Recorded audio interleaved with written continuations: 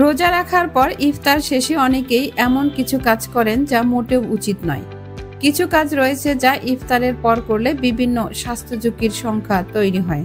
তাই আসুন জেনে নেই ইফতারের পর এমন কিছু কাজ সম্পর্কে যা হঠাৎ শারীরিক ক্ষতির কারণ হতে পারে।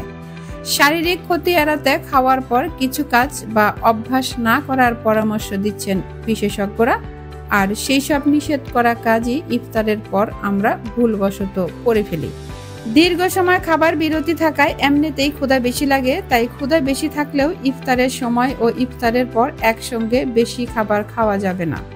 বিশেষজ্ঞরা বলেছেন এমনটা করলে ক্লান্তিবোধ বেশি লাগে, সেই সঙ্গে সমস্যা দেখা দেয় পেট ব্যথা, গ্যাস, অ্যাসিডিটি, বদহজমের মতো সমস্যা।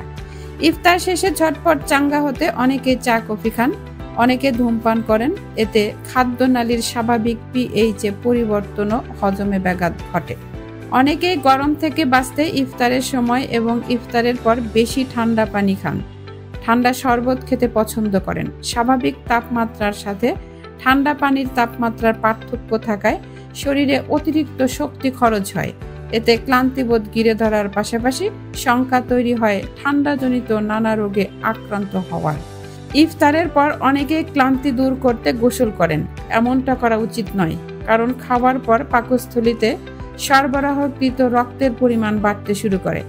আর এই সময় গোসল করলে হঠাৎ পাকস্থলীতে সরবরাহকৃত রক্তের পরিমাণ কমতে শুরু করে, যা শরীরের নানা জটিলতা তৈরি সহ হজমে ব্যাঘাত ঘটে।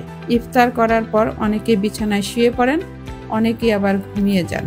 এতে হজম প্রক্রিয়া ধীর গতি হয়, খাবার হজম হতে বেশি সময় লাগে, ফলে রাতের খাবারের সময় অনেকেই খিদে পায় না।